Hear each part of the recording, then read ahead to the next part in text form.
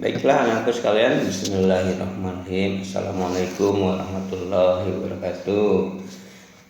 Semoga kalian baik-baik saja dan semoga kita semua dirahmati Allah Subhanahu wa taala untuk dapat mempelajari pembelajaran yang baru ya. Nah, mari kita bersihkan niat untuk belajar lillahi ta'ala, dan kita harapkan apa yang akan kita pelajari hari ini insya Allah akan dapat berguna bagi kehidupan kita di masa depan kelak ya.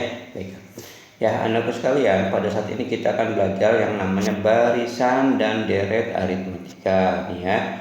Barisan dan deret aritmetika. Nah, di sini kita akan mempelajari beberapa hal yang berhubungan dengan apa yang disebut dengan barisan dan deret aritmetika.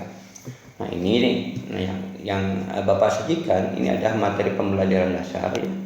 Materi pembelajaran dasar yang diperuntukkan untuk anak SMA, tetapi sekali lagi yang dipelajari sekali pembelajaran dasarnya saja dulu.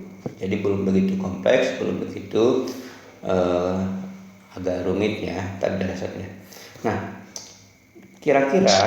ini kira-kira yang akan kita pelajari, dan sebetulnya ini sudah kita pelajari kalau kalian masih ingat, ini di SMP. Nah, ingat ya kalian, waktu itu mungkin ya kalau tidak salah kelas 8 belajar yang namanya barisan perteni.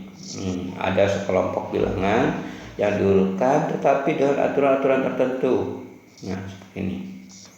Nah, yang akan kita pelajari ini mungkin yang 3 ini nih.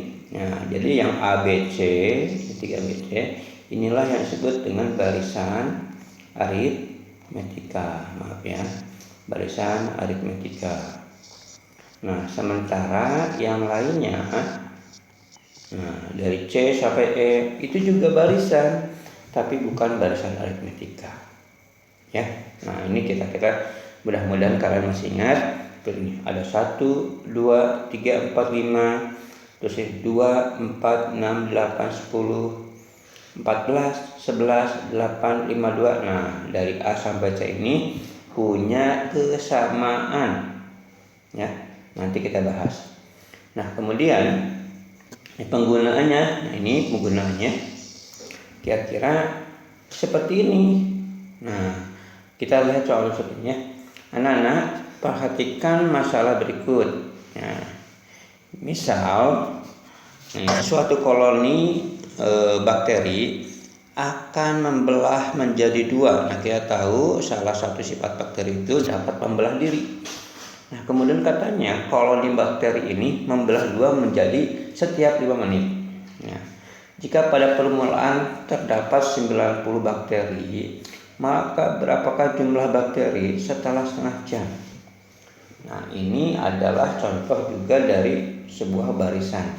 Tapi ini bukan barisan aritmetika, ini hanya salah satu contoh dari aplikasi dari penggunaan barisan.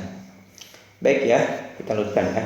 Nah, kemudian apa sih yang akan kita harapkan untuk dapat selesai pelajari pembelajaran ini?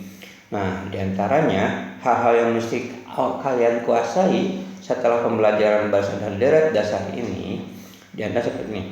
Pertama, memahami ciri dan karakteristik barisan aritmetika. Yang pertama, nah ini penting sekali, ya, penting sekali.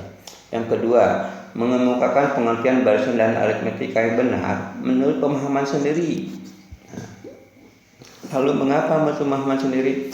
Agar kalian punya kepercayaan diri, agar kalian punya pemahaman yang benar tetapi berdasarkan kata-kata kalian sendiri ya.